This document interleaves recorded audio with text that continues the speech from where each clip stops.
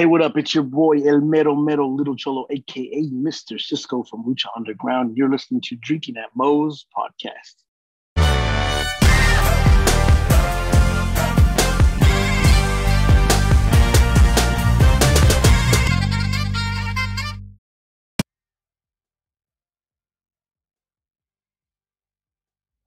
All right, everybody. Want to thank Reaper Apparel for having Drinkin' at Moe's be a brand ambassador. They encourage everybody to break out of that comfort zone, live their best self, which, hey, that's what got me starting the podcast. But they got great clothing, great apparel, t-shirts, hoodies, beanies, hats, all that good stuff. Be sure, link will be in the description, and use the code Drinkin' at Moe's to get 10% off your order. Let's fucking go. All right, everybody, welcome to Drinkin' at Moe's. Big Mo here, as always, on YouTube. Like, subscribe, share, all the good stuff, because it helps with that pain in the butt YouTube algorithm. We're in most places you can find podcasts. Today, I'm excited to have with me a guy I've looked up to for quite a while, and, you know, being as he's a legend out in an area I consider a second home in Southern California, being I was stationed in San Diego. Lil Cholo, how you doing? I'm good, brother. How are you? Oh, I can't complain. I've had a couple good interviews this last little week or so here, including a guy that we will go into here in a little bit that you have some history with, that, you know, but, you know, just yesterday, as of recording this, I actually recorded with Lloyd NOI. Oh, cool. So that was pretty fun. But yeah, can't complain. Long story short there. Cool. But first thing I'd like to start off with everybody with is what got you started as a fan, and then what got you started, you know, deciding to finally make that leap into the business. My earliest recollection of any type of wrestling was watching WrestleMania 3 on TV, and seeing you know, the classic Hulk Hogan versus Andre the Giant. You know, Yeah. After seeing that, I was just kind of hooked. But to actually transition into the business, it wasn't until around 94 when I first got introduced to Lucha Libre, and seeing Rey Mysterio. Yeah. And it just blew my mind, like how somebody his size could do what he was doing in the ring with these monsters. And I was like, man, if this guy can do it at that size, then I could too. No, that I can see, because yeah, he, especially back then, holy crap, the stuff he was pulling off. And I mean, he's still doing it. Yeah. That's why they call him the GOAT. That most definitely. And some of the promotions, if people that might not be as familiar with you as others, one that actually I never got to go to this promotion, but I definitely heard plenty of it when I was stationed in San Diego. But AWS, they've had some pretty impressive shows, and I believe one that a lot of people might know is that big world record. Wow, words are hard right now. World record battle royal. That, Yeah, I hear one of the rings broke. Yes, actually, you know what? That was the second time that they had did that. The first time was a 3-ring battle royal, which there was 60 guys, and then the year later after that, there was over 100 and something guys.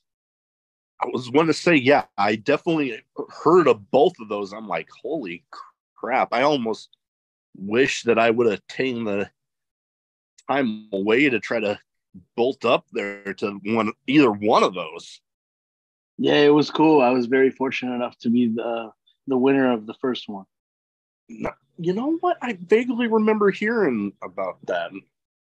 God dang, like I've talked to a few people that have been involved in one or the other, or maybe even both. But yeah, no, the stories I've been hearing about those were just crazy. Yeah, there was just being in the ring and seeing like just people on top of the turnbuckles, on the apron, inside, just the ring falling up. And like literally it took the last person to step in the ring, which was the promoter, Bart Kapitsky. Once he stepped in the ring, you just felt that ring just kind of go. Yeah. Oh man. Yeah. I've heard about that story, and god dang, it gets me chuckling every time. Another one that a lot of people have probably heard about this promotion. I mean, even outside of Southern California, they're pretty damn famous, but PWG, they're getting back in there. I'm hearing stuff. And what was it like being a part of like some of the earlier ones? You know, it was pretty cool. It was pretty dope. Just being able to share the locker room with the guys that have come out of there now, you know, like Brian Danielson, Samoa Joe, Frankie Kazarian, Christopher Daniels, just to name a few. You know, it was pretty dope. Nobody knew what PWG would turn into, but you know, it's a worldwide phenomenon now. Oh, most definitely. And another next couple of promotions I was wanting to talk about. One I actually talked with recently with Mariachi Loco. I get just going by Loco now. Was talking to him. I've never heard of him. I don't know who that is. Oh man. But yeah, we were talking about Lucha Underground. And like I remember, I still have all the seasons. I bought the season passes when they were going up on Amazon. I still have all 3 seasons, and it was something unique. Something about the way it was presented that, you know, I've talked with a few different people about this, that professional wrestling anymore, the uniqueness is somewhat few and far between. And when Lucha Underground came out with the way they presented the show in general was pretty unique. What was it like for you being a part of that? You know what? I just got asked this question not too long ago. You know, when I got called about the show, I had no idea what it was. My homie Chavo Guerrero had mentioned my name to the directors and, you know, the people, the powers that be in the company, and, you know, recommended me.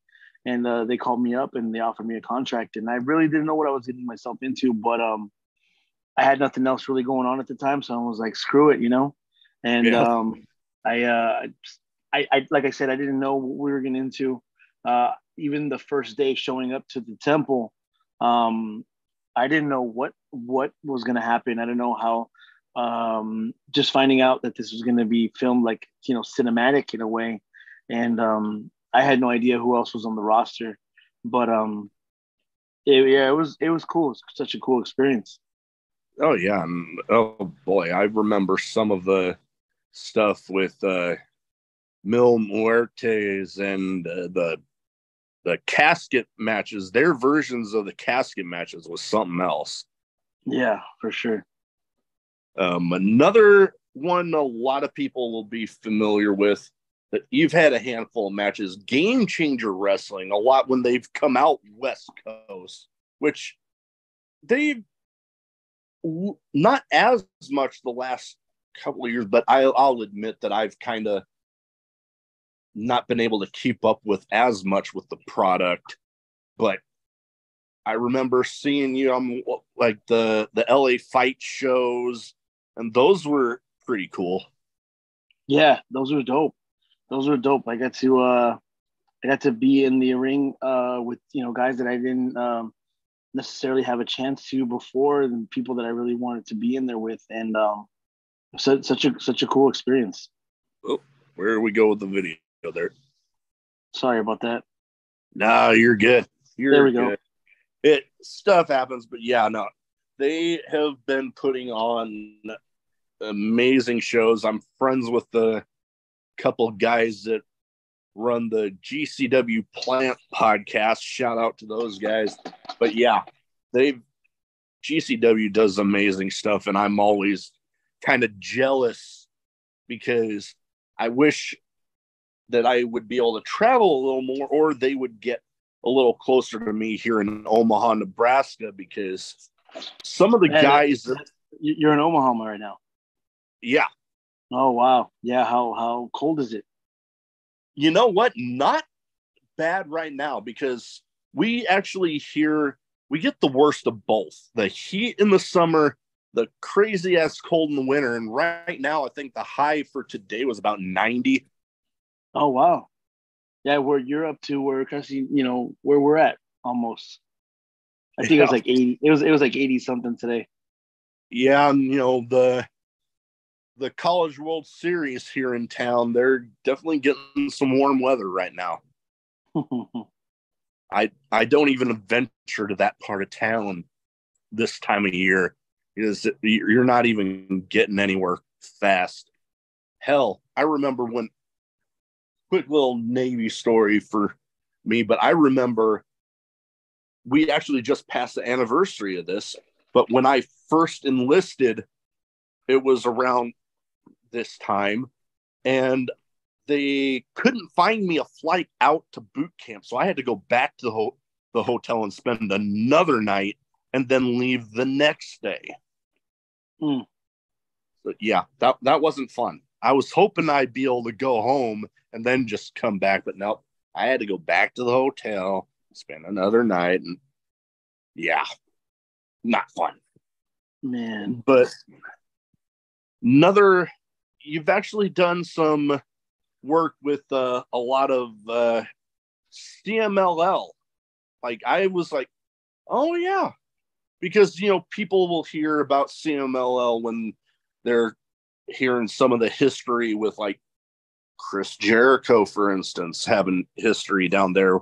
What's some of your memories from competing there? So basically, I got to wrestle a lot of the CMLL talent when I went down to Mexico. I never was really a part of the company itself. Oh, yeah. I did get to wrestle for a lot of their independents that, they have a lot of different arenas that they run. So I was able to hop on those shows just through my reputation, working with the guys here in the States. It definitely helped me out over there in Mexico. Oh, most definitely. I've heard some pretty cool stories from different people that have gone down there. And last little promotion, I hate saying little because they hold a place near and dear to me, because when I was in San Diego, they were one of the two promotions that I actually got started watching independent wrestling with a SoCal Pro. Nice place. It's a nice place to work. Oh, yeah. Yeah. I've heard good stories. And I mean, I've talked with a handful of people that have been down there. I know I've had both the guys that ran New Wave that actually have also been former SoCal Pro tag champs with Andy and Trevor. Those guys, those were both fun interviews. And they actually both recently became SoCal Pro Hall of Famers. That was something.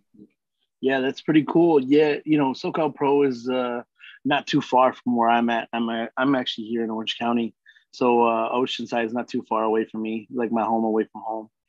They've always welcomed me with open arms every time that I've been there, and I'm one of the longest reigning Golden State champions that they've ever had. So that's pretty cool. Oh yeah, no, that is something special. And I know I forget who I mentioned this to, but I was actually there the night that they crowned the first ever Golden State champion. I was actually in attendance, so it was a cool little memory I have. And God, dang, I'm trying to remember when that even was anymore, but oh well. And you know what? We brought up a guy that you have history with that I actually just recently had on with Mariachi Loco, whatever you want to call him right now. And I want to call him a lot of things, but I just, we'll keep it to Loco. We'll keep it to Loco. But yeah, with the Lucha homies, and I was telling him some of the promos that I would see you guys coming up with were always entertaining as hell. Appreciate that. We wanted to go out there and, do the, have you ever seen the movie Money Train? I have, yeah. Wesley Snipes and Woody Harrelson. Yeah, it's been a while, but yeah, I remember seeing it. Yeah. So they're like, the way that they're supposed to be brothers in the movie, but they never got along.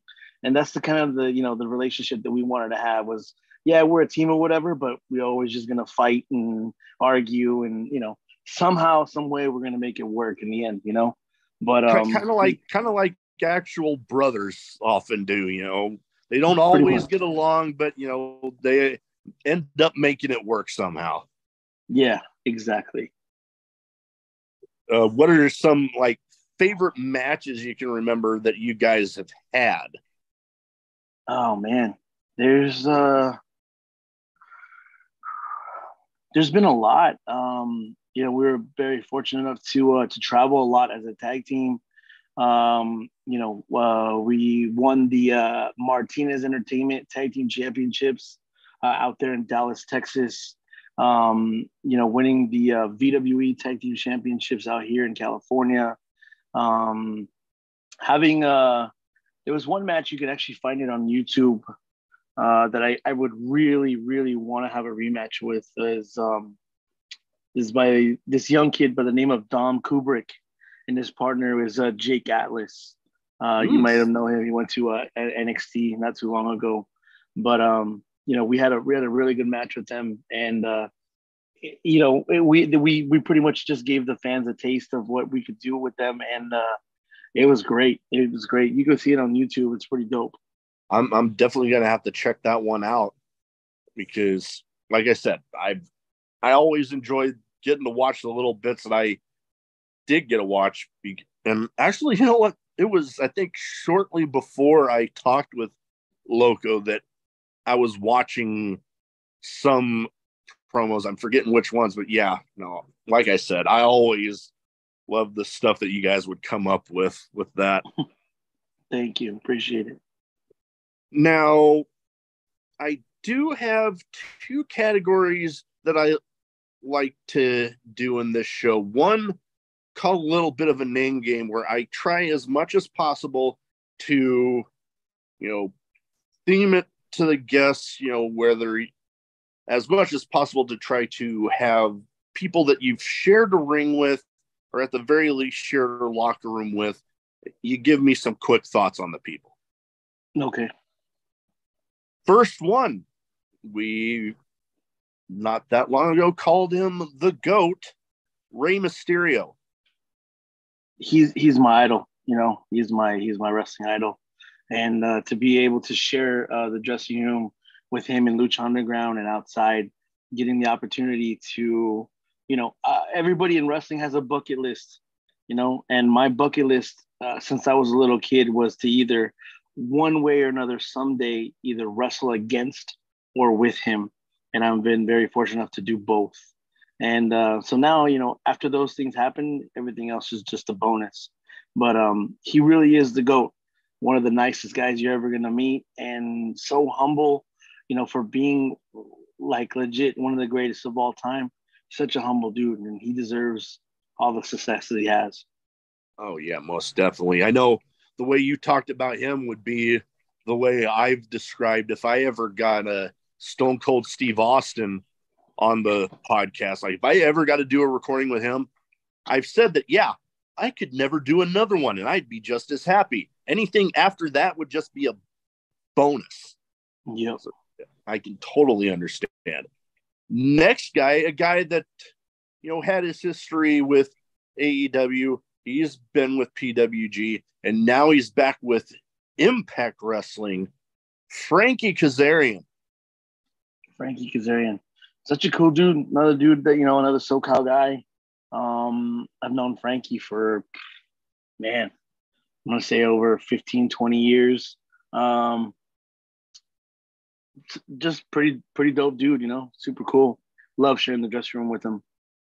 Awesome. I've always wanted to meet him, and maybe someday we'll get him out my way, or maybe I'll get to travel to a show he's on.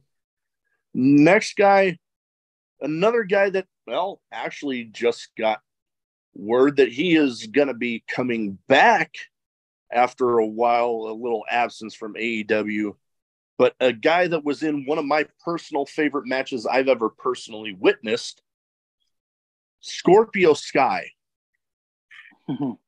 Scorpio Sky, man.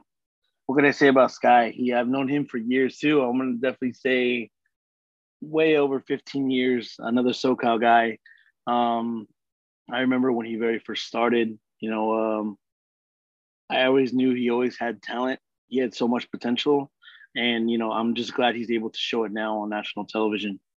Oh, most definitely. And like I mentioned, he was in one of my favorite matches that I've ever personally witnessed, which was him versus TJP versus B-Boy. That's cool. Triple threat, man. It was insane.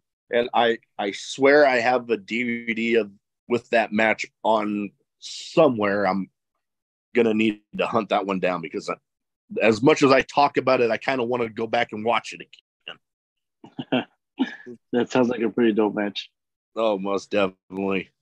Next up, a guy was very synonymous with Lucha Underground. And you know what? Now he's doing big things with WWE. He went by Prince Puma, now the famous Ricochet. So, like I told you earlier, I didn't know who was going to be on the roster when we first signed up. And getting there that one day, everybody showed up at the temple to kind of meet, and so they could show us around and fill out some paperwork and stuff like that. And then little by little, everybody was trickling in, and I saw his name on the list, and I was like, man. And at this time, he was tearing it up in New Japan Pro Wrestling and, on the indie scenes. And I had told myself, at some point during this first season, my goal is, all I want to do is to be able to work with Ricochet and John Morrison. And literally the night one, I got to work with both of them. And it was pretty dope, super dope. And, not a lot of people, you should go back and watch if you didn't see the episode 1, just being involved in the main event of night, the very first episode of Lucha Underground. It's pretty cool. We went in there, just jumped Prince Puma, jumped John Morrison, and, or Johnny Mundo, or Johnny, whatever his name is. Whatever he wants to go by. That was such a blessing, such a great opportunity. And, as far as Ricochet goes, one of the best I've ever been in the ring with. Oh, yeah. He is amazing. And you bring up Johnny Mundo, John Morrison. I actually met him not all that long ago at Wrestling Revolver, Sammy Callahan's promotion. And I've been pretty big lately into trying to, if I know I'm going to meet somebody, if they got a wrestling figure, I'm getting it and getting it signed. I actually got one of him and his wife Taya got one of both of theirs back here in my collection that whenever the hell I get my damn man cave set up, I'm definitely planning on getting them displayed up there, because I've got a nice little collection growing of those. That's cool. Next up, I never pass up a chance to hype up this guy because he's been like an absolute brother to me, a great friend of the podcast, great friend of me personally, especially with some of the crazy stuff I've had happen this year. But those in Southern California will definitely know who we're talking about. SoCal Crazy. Oh, man. That's mi hermano, my brother. My brother from another mother. Yeah, me and him go way back. And legit, when I say he's my brother, that dude's my brother. Super cool dude. I'm so glad that he was able to beat cancer, this year. And I'm glad that we still have him around. And, he's back in the ring, tearing it up like he used to. And, hopefully pretty soon I get back in the ring in there with him. Oh, that would be something I would love to see. I know, man, when I first reached out to him to be on the podcast, I was like a little like hesitant at first, I'll admit, because I was like, I know he's going through a lot because he was still going through the cancer treatments at the time. So I'm like, do I really? But no, he was all about it. Let's go. And then when he did the that benefit show of his, the Hermanos Contra Cancer, damn, I am tripping up on my words today. But yeah, no, I was like, okay, I'll help out how I can. And he actually, not to put a damper on things, but when my wife and I lost our twin girls, he was like, I didn't even suggest anything or nothing, but first time he heard about it, he was like, the show, we're double dedicating it to your girls. I'm like, God, he got me choked up. I'm like, God damn, you don't have to do that. That's just the way this is just the type of person he is. He would definitely give you the shirt off of his back. He's been there for me. He's been there for me when I needed help. And I'm just so glad that he was able to get out of this and he's kicking ass like he used to. Oh, most definitely. Good Lord, since he first started getting back in the ring, god dang, it's like he's been making up for lost time. He's going a little bit of everywhere. Oh, yeah. But hey, I don't blame him one bit. I know if I were in the same shoes, I'd be doing the same damn thing. Now, I have some random questions. Some might be wrestling related. Some might not be. But, you hear the question, you give the first answer that pops into your head. All right, shoot. First one of the only questions I always keep on here because I love hearing the stories behind it. Craziest in-match moment for you?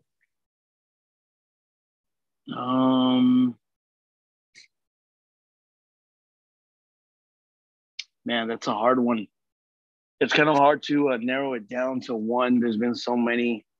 I could say it's not so much like a move or something like that happened to me, but it goes back to Rey Mysterio. Being in the ring, watching him walk down the steps in the temple, just knowing that in a few minutes, we were going to lock horns. Like that's definitely one of the moments that comes to mind. Oh my God. I can only imagine, looking up to somebody for so long and then seeing them like, good Lord, I remember when I was watching it and I hadn't realized that he was going to be on. And then I'm like, holy shit, Rey Mysterio on Lucha Underground. This is fucking awesome. Trust me, I that day that we wrestled, I let him know how I felt. And, I choked up in front of him. It's just, you sometimes they tell you that you really don't want to meet your idols because you never know what's going to happen. But, I'm so glad that I did. And I let him know how I felt and what he meant to me and what he's meant to my career and as far as getting into it. And, he said, thank you. And it just meant so much more to him to embrace, everything that I told him. And he said it meant a lot to him. So that's pretty cool. Oh, totally. And correct me if I'm wrong. You guys even teamed up in SoCal Pro when he came there for, I believe it was the anniversary show. Yeah, it was their 10-year anniversary show. We teamed up there for the very first time, and then we teamed up there about a year later in BWE.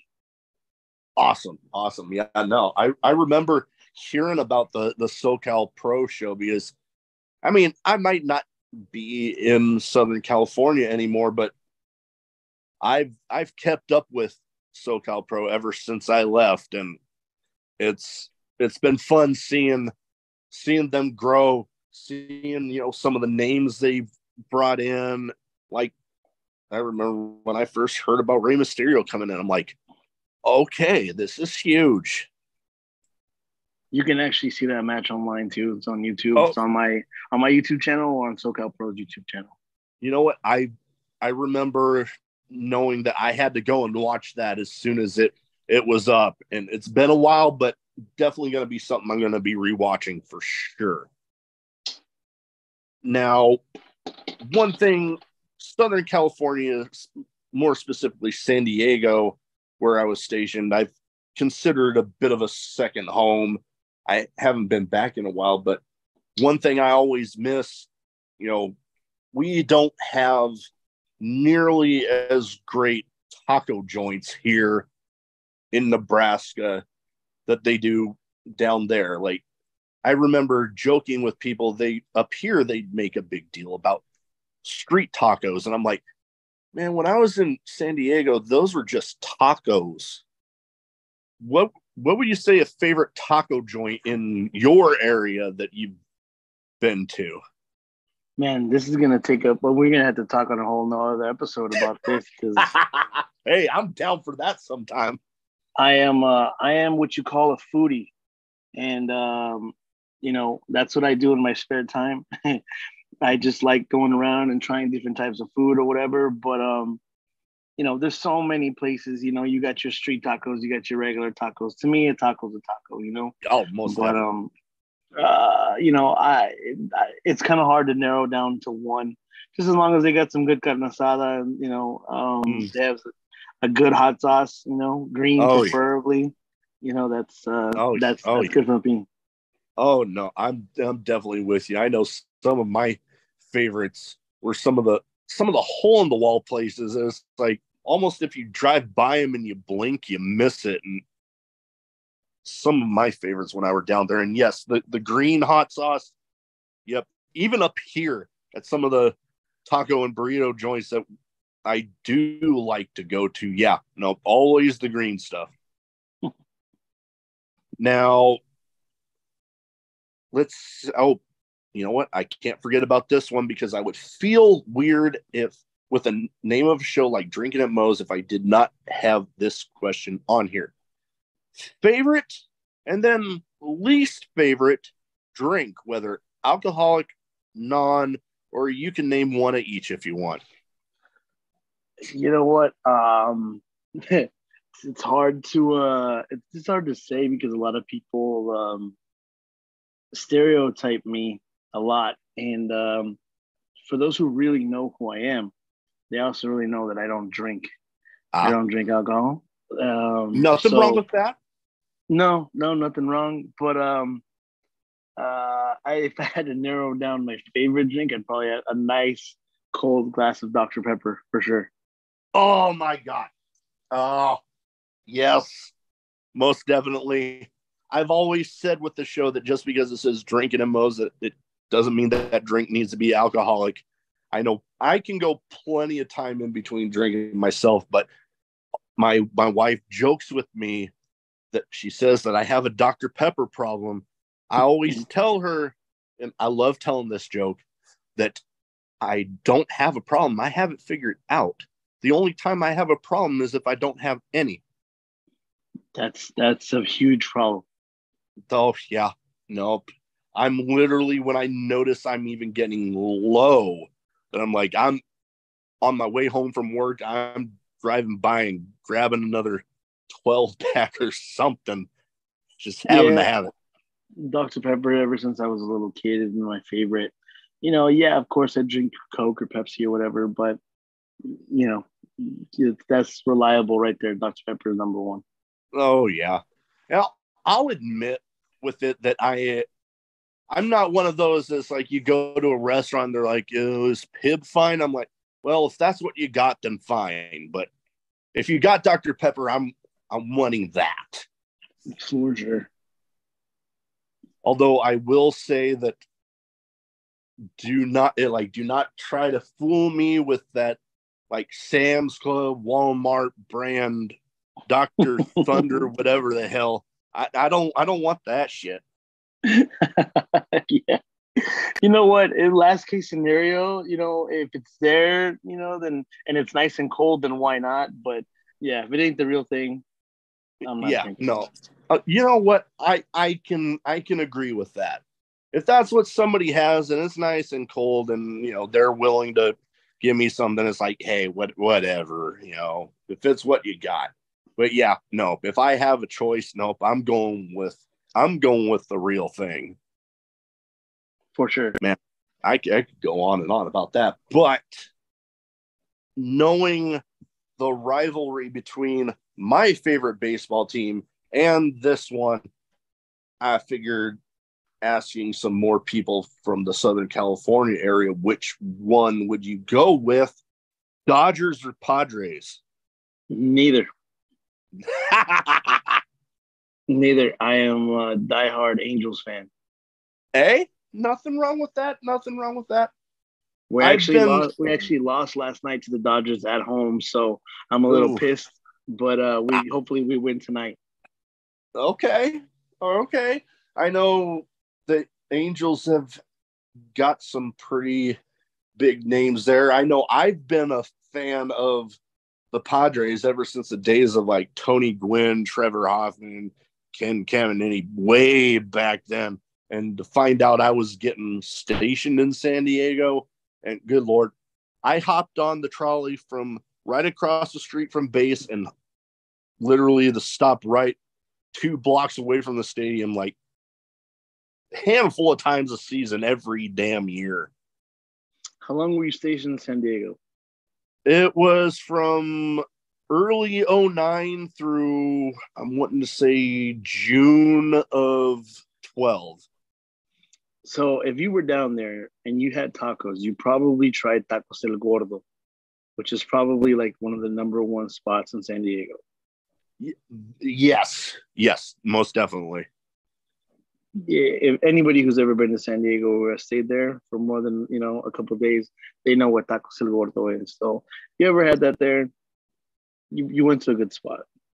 Oh yeah, nope. I remember that quite a bit, and yes, loved it. Now, one thing I like to try to find out with people in the wrestling business is some stuff that they like to do when they're not wrestling. What is something you like to do free time when you don't have it taken up by wrestling? I mean, you mentioned being a foodie. Yeah, definitely a foodie for sure. But a lot of my time is involving wrestling. I have a school, a wrestling school, so that takes up a lot of my time as well, along with being on the road. And then if there's not anything else going on, then I'm definitely with my family first and foremost. Oh yeah, no, family first. I know I've had a few different guests have to reschedule because of family stuff going on, and I always tell them, hey, I would hope that you guys would be as understanding with me if something with my family came up. So hey, family first, For sure. Now, mentioned some traveling for wrestling. I know one thing I like to do whenever I am able to travel for a wrestling show is having either podcasts or a playlist of music that I just pick one of them and just start it. What would you say is some of the stuff on your road trip playlist? Oh man, I listen to a little bit of everything. Hip hop, rap, gangster rap. I listen to some rock and roll, sometimes heavy metal. It all depends on the mood I'm in. Spanish music, Um, or like you said, I throw on a podcast. I listen to Something to Wrestle With. I listen to Austin's podcast.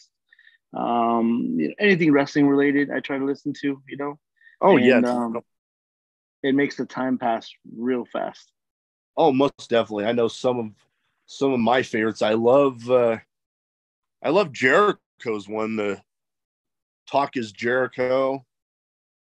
I love I've actually interviewed at least one guy from Fightful. I love listening to their stuff. Like, let's say if I missed a particular show and I just wanted to see how something went, I know they're covering it and they seem rather reliable. Oh, being, collecting, different memorabilia, wrestling figures, and that sort of stuff.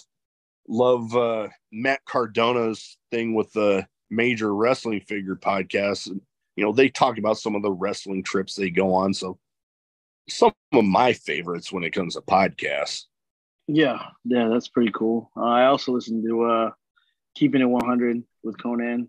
That one is very interesting, talking about wrestling, politics, sports, a little bit of everything.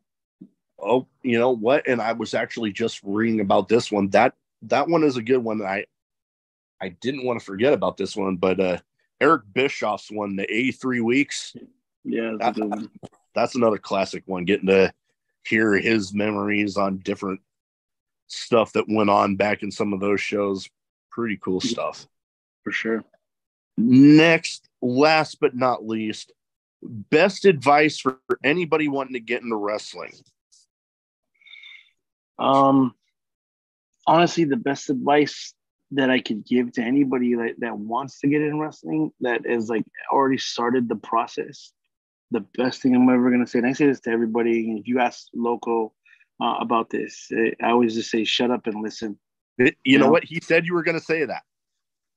Yeah, just shut up and listen, and just be a sponge. Try to soak up everything in from everybody. Anybody that has been in their business a day longer than you knows just a little bit more than you. Just, be humble and just listen to everything, because you never know. You'll be able to pick things from everybody and, pick and choose what works, what doesn't work. Oh, yeah. And a lot of people I've talked to, when I love asking that question, because we end up talking about, taking everything as a learning opportunity. And, especially when you're just getting started, developing how you're wanting your in-ring persona to go, taking little bits from everybody and just being that sponge and just meshing it in, and, using a little bit of everybody and meshing it into how it works for you. Pretty much. Definitely. Well, one of my dogs is trying to get my attention. So before we go, where can people find you social media wise? So if they don't already have their eyes on Lil Cholo, they can go ahead and get them there. The best possible way to look for me is on Instagram. Under Lil Cholo 01. That's LILCHOLO 01 on Instagram, and then on Facebook under Junior Cholo. I'm more active on Instagram more than anything. I had a Twitter, didn't really like it too much, but it can be kind of toxic. Yeah, and if you want to check out some videos on my YouTube channel, just look up Lil Cholo 1503. That usually it pops up right away, and check out some matches that I have on there. Haven't really done too much with the channel lately, but I'm in the process of uploading some old school matches of mine. So if you guys want to check them out, feel free. Most definitely. Yeah. Dog trying to sit on my lap right now. But yes, we will definitely get all of that in the description. And if anybody's in the area, like in the Orange County area or Los Angeles area, that listens to this and wants to be a pro wrestler / luchador, feel free to come by and check out my school, House of Lucha. It is in Stanton, California. And we have classes Tuesday, Thursdays, and Fridays from 8 to 10 p.m. And if you guys want any more info, just feel free to DM me. Most definitely. We'll get that in there too. Well, my guy was trying to tell me something. So we are going to go for now. Thank you for taking the time to talk to me tonight. And, best of luck with your career and, the House of Lucha there. Thank you very much. I appreciate your time. Most definitely. And you're welcome back anytime. Cool. Thank you.